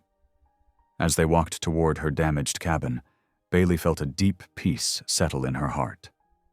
The path ahead would not be easy. There would be lonely nights, unspoken yearnings, sacrifices that would cut deep. But there would also be this: shared purpose, shared faith, and the quiet satisfaction of keeping promises made before God. The sun climbed higher, setting the snow-covered peaks ablaze with light. Another day was beginning on the mountain, different from all that had come before, yet somehow exactly as it should be. The mountain morning dawned crisp and bright, sunlight glinting off fresh snow. Bailey stood at her cabin door, watching Enzo's steady progress as he chopped firewood near the barn. Her own breath clouded in the frigid air as she pulled her worn shawl tighter. 2 days had passed since their shared prayer, since the understanding that had settled between them. The damaged roof was repaired now, but Bailey felt restless, eager to prove her worth beyond the indoor tasks that had occupied her thus far. She stepped out into the knee-deep snow, her boots crunching with each step. "Enzo," she called, approaching the woodpile, "I want to help with the outside chores today." Enzo paused mid-swing, the axe balanced carefully in his weathered hands. "Weather's still mighty cold, Mrs. Boone. Better to stay inside where it's warm." "I'm not made of sugar," Bailey said firmly. "Won't melt in the cold. Besides, I need to learn everything about running this place." She didn't add that the emptiness of her separate cabin sometimes pressed in too close, making her chest tight with loneliness. Enzo studied her face for a long moment, then nodded slowly. "Water needs hauling from the creek. Animals need fresh water for drinking." He gestured toward 2 empty buckets near the barn door. "But mind the ice. Creek's frozen over in spots." Bailey smiled, grateful for the concession. "I can manage that well enough." She collected the buckets and made her way down the snowy path toward the creek. The sound of Enzo's rhythmic chopping followed her, steady as a heartbeat. The creek lay at the bottom of a shallow ravine, requiring careful navigation down the slick bank. The water ran swift and dark beneath a thin crust of ice. Bailey broke through the frozen surface with a stick, then knelt to fill her buckets. The cold bit through her worn gloves, but she pressed on, determined to prove her capability. The first trip back up the bank was manageable, though the filled buckets pulled at her shoulders. By the third trip, her breath came in sharp gasps that scraped her throat. Still, she persisted, making journey after journey as the morning wore on. "That's enough," Enzo called when he spotted her starting down the bank again. "Animals have plenty now." But Bailey was already at the creek's edge, stubbornly filling another bucket. "Just one more trip," she called back, her voice rough from the cold air. "Want to make sure there's extra for tomorrow, in case the weather turns." She didn't see Enzo shake his head, didn't notice the concern in his expression as he watched her labor up the bank one final time. Her focus had narrowed to the simple task of putting one foot before the other, ignoring the deep ache in her muscles and the growing tightness in her chest. By late afternoon, the cold had settled deep in Bailey's bones. She tried to hide her shivering as she helped Enzo feed the livestock, but her movements were stiff and clumsy. The dry mountain air scraped her throat with each breath, and a persistent tickle had started in her chest. "You're not well," Enzo observed, as they finished the evening chores. His voice held no judgment, only quiet concern. "Just tired," Bailey insisted, though she could feel heat building behind her eyes, even as chills raced down her spine. "Nothing a good night's rest won't cure?" Enzo's weathered face creased with worry. "Let me walk you to your cabin. I'll bring extra blankets." Bailey wanted to protest, but found she lacked the strength. The short walk to her cabin seemed to take an eternity, each step requiring more effort than the last. Inside, she sank onto her narrow bed, still fully dressed, as Enzo built up her fire. He returned moments later with an armload of quilts and a steaming cup of willow bark tea. "Drink this," he instructed, setting the cup within her reach. "It'll help with the fever I see building." Bailey's hands shook as she reached for the cup. "I'm sorry," she whispered. "Didn't mean to cause trouble." "No trouble," Enzo said quietly. "Just rest now. I'll check on you through the night." True to his word, Enzo knocked softly every few hours, leaving fresh tea or stoking her fire without entering fully into her space. Even in illness, he maintained the careful distance his vow required. As night deepened, Bailey's condition deteriorated. The cough that had started as a tickle grew into deep, racking spasms that left her gasping. Fever painted the world in strange colors, and she drifted between fitful dreams of rushing water and crushing snow. She woke once to find Enzo standing in her doorway, his figure backlit by lantern light. "Need to get closer," she heard him murmur, though she wasn't sure if it was fevered dream or reality. "Need to tend her proper. Lord, give me strength to keep my vow while doing what must be done." When morning light finally crept through her window, Bailey could barely lift her head from the pillow. Her chest felt as though it were bound with iron bands, each breath a struggle against their constraint. The fever had risen higher, making her thoughts swim and scatter like leaves in a stream. Enzo's knock came just after dawn. "Mrs. Boone?" His deep voice carried worry now. "Bailey?" She tried to answer but managed only a weak cough that tore at her raw throat. The sound must have been enough, for she heard his boots on the wooden floor, approaching with careful steps. "You've taken a bad turn," he said, stopping just beyond arm's reach of her bed. His face was drawn with concern and something else, conflict, perhaps, or pain. "Need to get this fever down." Bailey wanted to tell him she was fine, that she could manage on her own, but the words wouldn't come. Another coughing fit seized her, and she curled into herself, fighting for air. Enzo's hands clenched at his sides. She could see the battle in his expression, the need to help warring with his sacred vow. "Lord, help me," she heard him whisper. "Show me how to do right by both my promises." Through the fog of fever, Bailey understood his struggle. Even now, even with her life possibly hanging in the balance, Enzo would not break his word to God. The realization brought both comfort and a deep, aching sadness.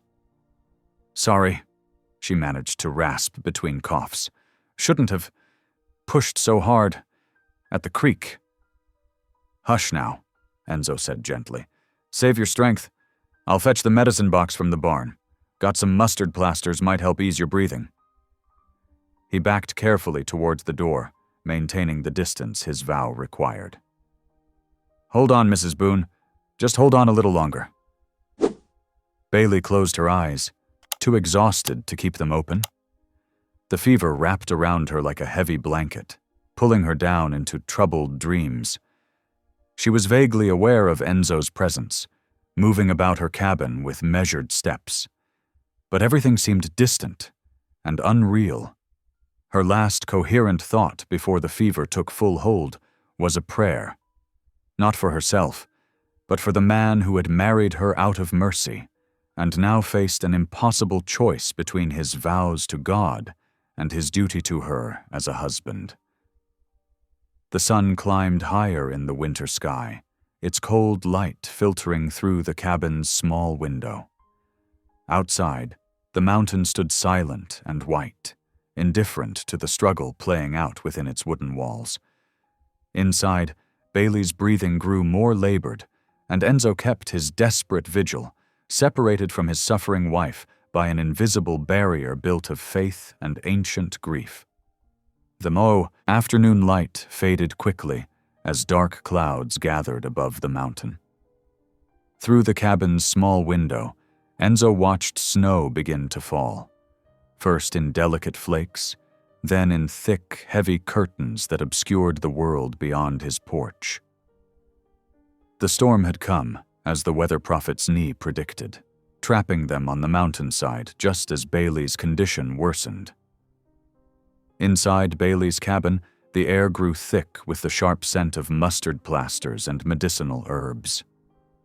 Enzo worked methodically at her small table, grinding dried plants into powder with practiced movements. His calloused hands, more accustomed to axe handles and rope, carefully measured each ingredient for the poultices: mustard seed, dried yarrow, pine needle powder. Bailey's coughing echoed through the cabin, each spasm seeming to tear at her chest.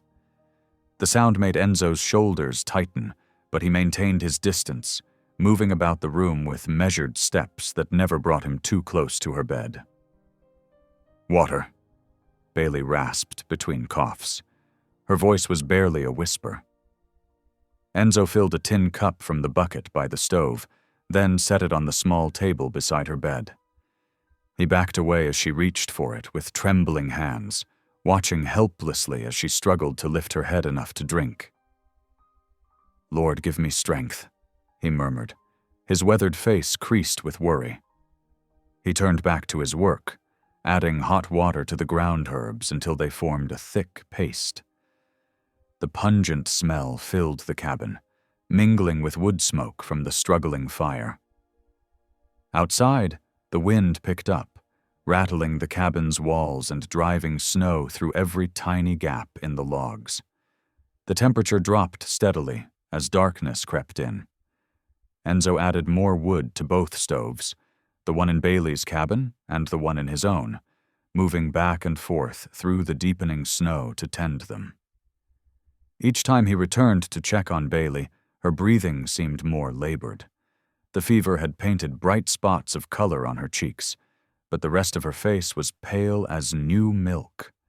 Her eyes, when they opened, were glassy and unfocused. "Stay with me, Mrs. Boone," he said softly, preparing another mustard plaster. This time when he approached her bed, he noticed how badly she shivered despite the heavy quilts piled over her.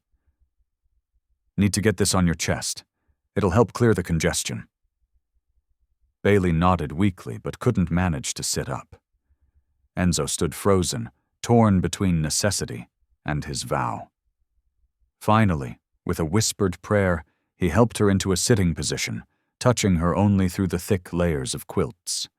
Even that minimal contact made his heart race with anxiety. The night deepened, marked by the steady fall of snow outside and Bailey's increasingly troubled breathing inside. Enzo kept vigil, pacing between the two cabins, stoking fires, brewing willow bark tea, and praying constantly under his breath. Around midnight, the wind shifted, howling down from the mountain peaks with renewed fury. The temperature plummeted further. Enzo had to force the cabin door against the wind to check the thermometer mounted outside. The mercury had dropped well below zero. When he returned to Bailey's cabin, he found her curled into a tight ball beneath the quilts, shaking violently. Her breathing had grown shallow and uneven. Each inhale seemed to catch in her chest, followed by a weak, ineffective cough that barely stirred the air. "Bailey?" Enzo approached her bed, breaking his own rules about distance. When she didn't respond, he touched her forehead with a trembling hand. The heat of her fever burned against his palm, but her lips had taken on a bluish tinge that turned his blood to ice. Enzo sank to his knees beside her bed, anguish etched into every line of his face. "Lord," he prayed aloud, his voice rough with emotion, "I made my vow in good faith. Promise to honor your will and the memory of my first love. But if I keep that vow now..." His voice broke. "If I keep my distance, this good woman will die. She's innocent of any wrong, Lord. Took her in to protect her, and now my protection fails." Bailey's breathing grew more labored, each shallow gasp a reminder that time was running out. Enzo pressed his weathered hands together, continuing his desperate prayer. "You know my heart, Lord. Know I've kept faith these 40 years since Sarah's passing. Haven't looked at another woman. Haven't allowed myself the comfort of touch." Tears tracked down his cheeks, disappearing into his gray beard. "But this ain't about comfort or desire. It's about life itself." The wind rattled the cabin walls, driving snow through the cracks despite his best efforts at chinking. Bailey shivered more violently, her breath coming in tiny gasps now. "Show me the right path," Enzo pleaded. "Give me wisdom to know if breaking this vow to save a life would honor or dishonor you." As if in answer, Bailey's breathing hitched, then seemed to stop entirely for a heart-stopping moment. When it resumed, it was so faint Enzo could barely detect it. He rose from his knees, decision made. "Forgive me if I choose wrong," he whispered, "but I can't watch her die for the sake of my pride disguised as piety." With infinite gentleness, Enzo gathered Bailey into his arms, quilts and all. She felt light as a child, burning with fever yet somehow still cold. Her head lolled against his shoulder as he carried her through the snow to his own cabin. Inside, the main cabin was warmer, its larger stove burning hot and steady. Enzo laid Bailey on his bed, a bed unused for 40 years except for sleeping, and added more wood to the fire. Then, with hands that shook slightly, he began removing his outer layers. "This is for survival," he told himself firmly. "Nothing more." He kept his union suit on as he slid beneath the quilts beside Bailey. Carefully, he gathered her close, arranging her so that his body heat could warm her most effectively. Her head came to rest in the hollow of his shoulder, her fever-hot forehead pressed against his neck. The contact was overwhelming after so many years of chosen solitude. Enzo's heart pounded, but not with desire, with fear, with grief for his broken vow, with desperate hope that this sacrifice would be enough to save her. "Lord," he prayed softly into the darkness, "let this be right in your eyes. Let this be mercy, not sin." Through the long hours of the night, Enzo held Bailey as the storm raged outside. He felt every labored breath she took, monitored the fever that still burned through her, and prayed without ceasing. Occasionally, she would stir, lost in fever dreams, and he would murmur quiet words of comfort until she settled. The strange intimacy of it all pressed on his heart, like a physical weight. This was nothing like the passionate embraces he'd once dreamed of sharing with Sarah. Instead, it was something both more sacred and more human, one soul reaching out to anchor another against the current of death. As the night wore on, Enzo noticed subtle changes. Bailey's breathing grew slightly deeper, less labored. Her violent shivering gradually eased. The fever still burned, but she no longer felt like ice beneath it. "That's it," he whispered, allowing himself to hope. "Fight your way back, Mrs. Boone. Got plenty of life ahead of you yet." Dawn was still hours away, and the storm showed no signs of weakening. Enzo maintained his vigil, holding Bailey close, monitoring every breath. His vow lay broken around him like shattered glass, but in its place, he felt something new taking root, something that felt surprisingly like peace.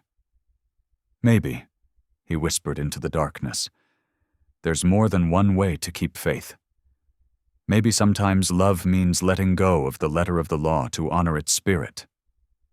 Bailey stirred slightly in his arms, turning her face more fully into his shoulder. Her breathing had grown stronger, more regular.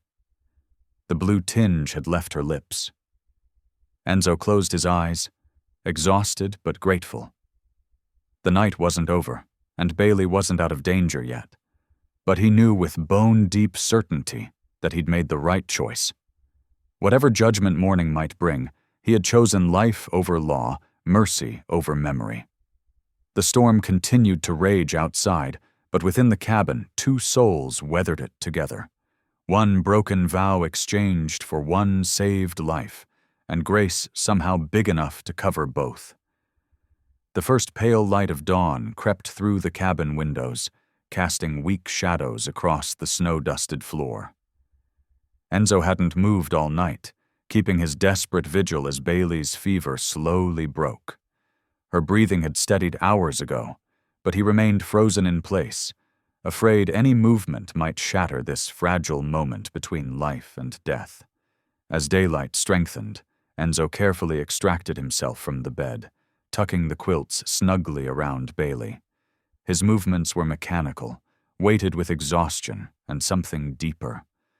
A bone-deep weariness of the soul, dark. Only decision to make. Graves's jaw tightened. He was not accustomed to black soldiers contradicting him, even politely. "You found her where?" "Barn about 2 miles east. She was chained to a post." "Chained by who?" "Don't know, sir." "Did you see any Japanese soldiers in the area?" "No, sir." Graves studied the girl with the expression of a man examining something distasteful. "She could be bait. Did you consider that? Chain up a girl, wait for some fool American to find her, then ambush the rescue party?" "There was no ambush, sir," Dawson interjected. "We swept the area thoroughly." "Then she's probably a criminal," Graves continued. "Her own people chained her up for a reason. Theft, prostitution, who knows. Either way, she's not our problem." Captain Morris looked up from his examination, his face flushed with anger. "She's 19 years old, Lieutenant. She's been starved, beaten, and God knows what else. If that's not our problem, then what the hell are we doing here?" "Watch your tone, Captain." "Watch yours." Morris stripped off his gloves with sharp, angry movements. "This girl has suffered injuries that would kill most men. Whoever did this to her is a monster. And if you think I'm going to turn her out because she's Japanese, you've got another thing coming." The tension in the medical tent could have been cut with a knife. Lieutenant Graves stared at Captain Morris with barely controlled fury. Morris stared back without flinching. Between them, the girl lay on the cot, understanding nothing except that men were arguing about her fate. "The captain is right, sir," Leroy heard himself say. "She needs help." Graves turned his cold gaze on Leroy. "Nobody asked for your opinion, Private." "No, sir, but I'm giving it anyway." The words hung in the air like a challenge. Leroy knew he was crossing a line that could not be uncrossed. Black soldiers who talked back to white officers faced consequences ranging from discipline to courts-martial. But something in him had broken when he found that girl chained in the barn. He could not watch her be abandoned twice. Sergeant Dawson stepped forward, trying to defuse the situation. "Lieutenant, the girl's condition raises questions about security in this sector. We should interrogate her when she's recovered. Find out who held her and why." It was a smart play. Dawson had reframed the girl from problem to intelligence asset. Graves considered this, his expression calculating. "Fine," he said finally. "The girl stays under guard until she can be questioned. Captain Morris, you're responsible for her medical care. Sergeant Dawson, assign 2 men to watch her at all times." He looked at Leroy with something approaching contempt. "Not you, Private. You're too emotionally invested." "Sir, I—" dismissed Private Adams. Leroy wanted to argue, wanted to point out the girl trusted him, that removing him would cause her more distress. But Dawson caught his eye and gave a subtle shake of his head. Bailey's heart ached as understanding deepened. This wasn't just about physical touch or broken vows. This was about a man who had built his entire identity around a promise he'd had to break to save her life. "You chose mercy," she said quietly. "Chose life over law. Isn't that what he asks of us?" But Enzo only shook his head again, returning to his self-imposed exile in the corner of the cabin. Bailey watched him, truly seeing for the first time the depth of his sacrifice. He hadn't just broken a vow for her, he'd shattered his own sense of righteousness, his decades-long certainty about his path. The realization humbled her. This man had given up more than just his word to save her. He'd sacrificed his peace, his certainty, his very understanding of himself before God. The cost of her life had been his spiritual wholeness, and he'd paid it without hesitation. She sank back against the pillows, overwhelmed by the weight of what he had done. The distance he kept now wasn't coldness. It was a man trying desperately to rebuild the walls of his faith, brick by broken brick, while believing himself fallen from grace. Outside, snow continued to fall silently, blanketing the world in white. Inside, 2 souls grappled with the price of survival, one struggling to find his way back to faith, the other beginning to understand just how much love could cost a righteous man. When the mountain pass finally cleared 6 weeks later, Bailey and Enzo descended to town for supplies. The late winter sun cast long shadows as they tied their horses outside the general store. Bailey noticed the whispers immediately, Women huddling together, faces pinched with judgment, voices carrying just loud enough to wound. Living together all winter they were. And her in his cabin toward the end, I heard. So much for his holy vows. Probably planned it all along, that young thing. Bailey's cheeks burned, but Enzo kept his eyes down, methodically loading supplies into their wagon. His shoulders were tight with tension, but he made no move to defend himself. The whispers followed them down the street, growing bolder with each step. Outside the church, several elders gathered, their disapproving stares boring into Enzo's back. One man spat in the dirt as they passed. Bailey saw Enzo flinch slightly, though his face remained impassive. "Mr. Boone," called out Elder Thompson, his voice carrying across the street. "Sunday services resume next week. Perhaps you'd best stay home and reflect on your situation." Enzo said nothing, but his hands trembled as he adjusted the wagon's brake. Bailey could stand it no longer. Leaving Enzo with the horses, she marched straight to Reverend Hale's door and knocked firmly. The Reverend opened it, unsurprised to see her. "Mrs. Boone, I've been expecting—" "They're destroying him," Bailey cut in, her voice tight with anger. "These rumors, these accusations, they're killing his spirit. You know the truth of what happened." Reverend Hale nodded slowly. "I do." "Then speak it," Bailey demanded. "Tell them how he broke his vow only to save my life. Tell them how he's suffered for it ever since. They respect your word." The Reverend studied her face carefully. "And what of your reputation, Mrs. Boone? Speaking out will draw more attention to your circumstances." "I don't care about my reputation," Bailey said fiercely. "But I won't watch them break a good man's faith with their cruel tongues. Not when the truth could heal this breach." Through the window, they could see Enzo standing quietly by the wagon, enduring yet another elder's stern lecture with bowed head and silent dignity. "The truth must be spoken," Bailey whispered, her hands clenched at her sides, "before their judgment drives him from God's house forever." The following Sunday dawned clear and cold. The little valley church filled slowly, pews creaking under the weight of judgment as families filed in. Bailey sat alone near the back, her head held high despite the sideways glances. Enzo had refused to come, spending the morning in his prayer cabin instead. Reverend Hale stood at the simple wooden pulpit, his weathered Bible open before him. The usual morning hymns faded into silence as he cleared his throat. "Today," he began, his voice carrying to every corner, "we speak of vows." The congregation stirred. Several elders straightened in their seats. "A vow before God is sacred," Hale continued, "but even more sacred is the law of love. When Jesus was questioned about healing on the Sabbath, he asked, 'Which of you, having a sheep fall into a pit on the Sabbath, would not pull it out?' Sunlight streamed through the windows, dust motes dancing in the beams. The Reverend's words fell into deep silence. "There are times when keeping the letter of a vow would violate its spirit, when rigid obedience becomes disobedience to a higher calling."